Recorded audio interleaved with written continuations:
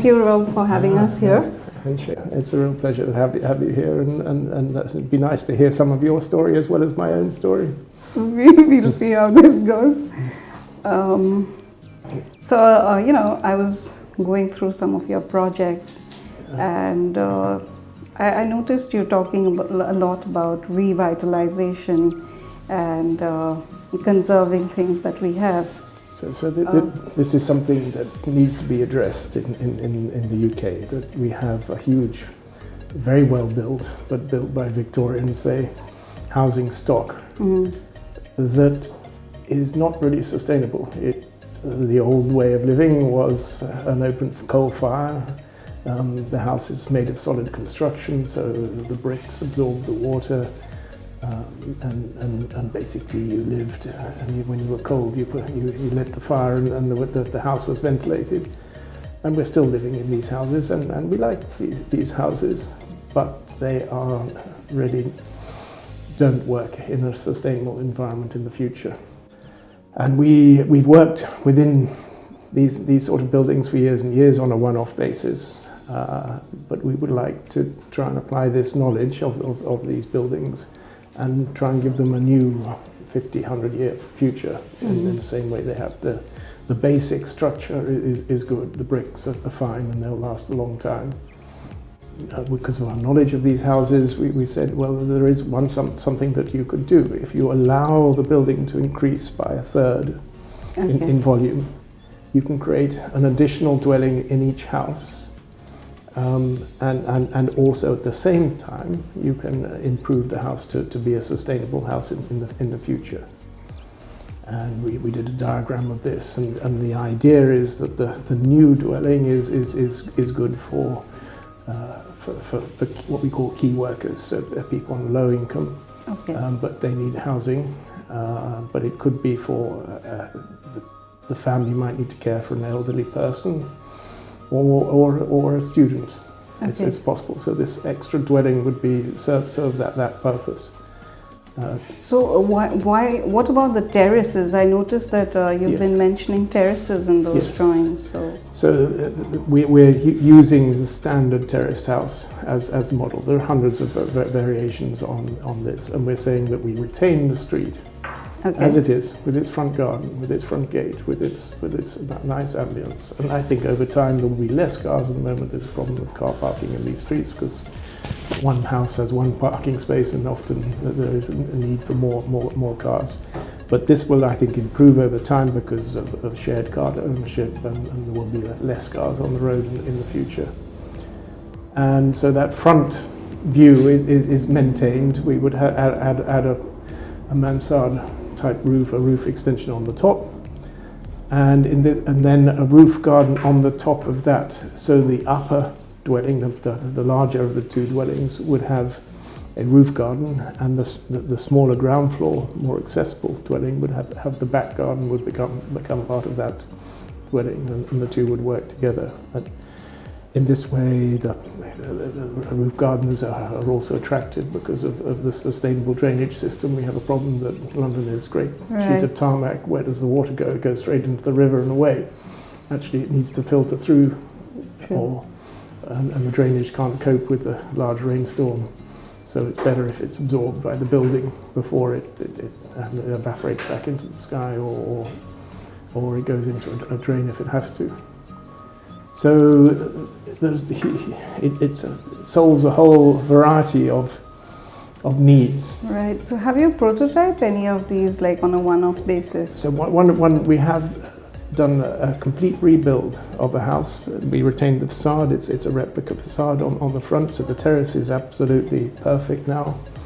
And we designed a revamp of the house so that we managed to experiment with the plan form that we've just been discussing. Right. And there are all sorts of other spin-offs. Traditionally the terrace has a corner shop on the corner, which has got a little bit sort of run down these days, because the size of the population in that area isn't big enough to sustain the corner shop. Okay. But we can see the corner shop becoming a new feature. Maybe it has a 3D printer in it that you can print your component for that is broken in your washing machine and things like this. This becomes a sort of community hub. Could possibly have something to do with a communal transport facility. Which segment of the society do these homes currently cater to? Because you're talking of bringing in lower income group people. Absolutely. Will that be compatible with the kind of people who are there already? Often these communities are very mixed at present. Okay. And people help each other out, and if we manage to achieve a very low cost house, then it would encourage the complete spectrum of people to live. And we see it a good mix of rich and poor, maybe some. Will they be receptive to that? Because we've seen that in sections of society, people like to live within their own type, and then you kind of get in another completely drastically different. I think there are sections of society like that, but there are definitely UK residents that exist in terrace streets, and I think you'd be amazed how the variety of people that are all currently existing in these houses. Okay. And some of them are owned by housing associations and such like. No, I don't see that as a problem, and there will always be the very rich who want a gated community, but this Right. is not that model. I mean, I always think, remember the Beatles film where they all go in 4 front doors? That's the concept, and then inside they had a long living room all joined together. That was always nice. One of the Beatles films, Help, was it, that they all lived in a terraced house together, 4 terraced houses together. So it's like an existing concept, and you're kind of doing a rejig within that? Absolutely. But the country has to, 80% of the housing stock is old. Right. So we can build lovely new houses like the Stirling Prize winner, but in the end we have to deal with this 80%, and it'd be a shame to get into a habit of knocking down and rebuilding. Right. Find a way to make use of all these bricks, this structure that is already there. So this is also like you're also trying to take care of the mobility of people for new developments beyond the city the way it is today? So outside the cities, obviously, the new building can be built, but every village, every town, has these old buildings, and they really need to be used, which will regenerate excitement and repopulate the towns and cities. The moment that the promise is to move out and have a detached house or a semi-detached house in the outskirts. Actually, the inner cities could do with more population, and so the shops thrive and the social hub of the towns survive. So you're completely kind of trying to change the way things are moving and bring them back inside. Bring back to closer living.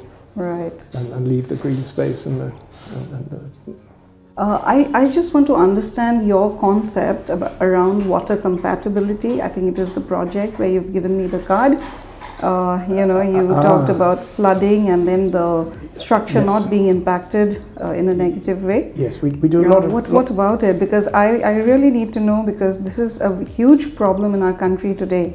And yes, people like to live near the water in the UK. It's present. You have a space, you have the nature that the river will bring, but they do flood.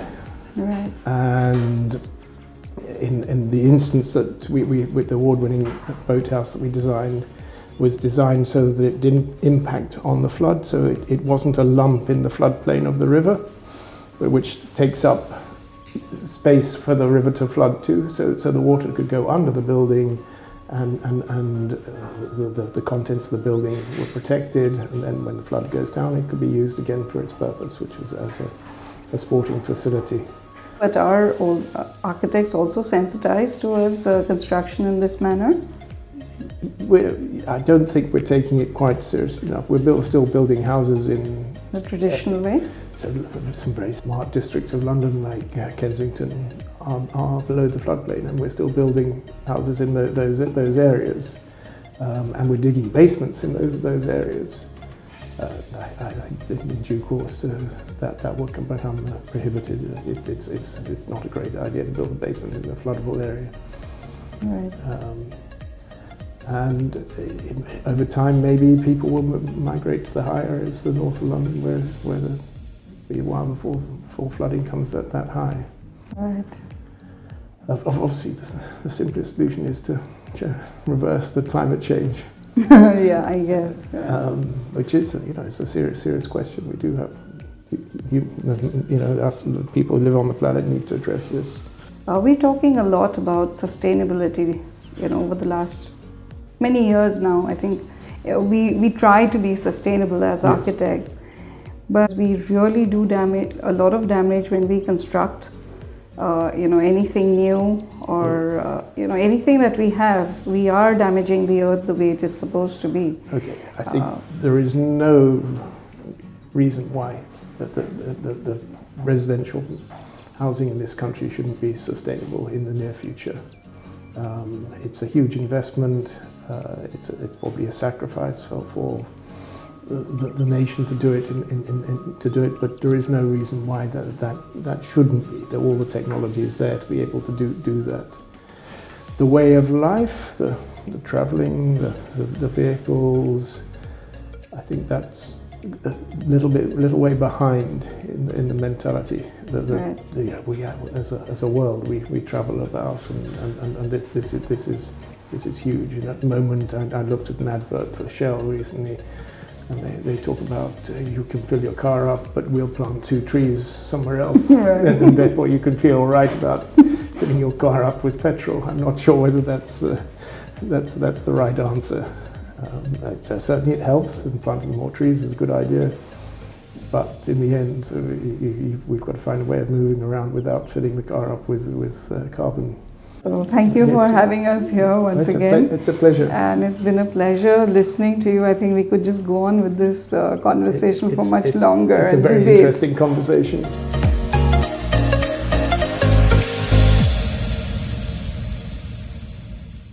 It's more interesting in the end. Actually, because the thing is, then you think the camera is off. Right? Yeah.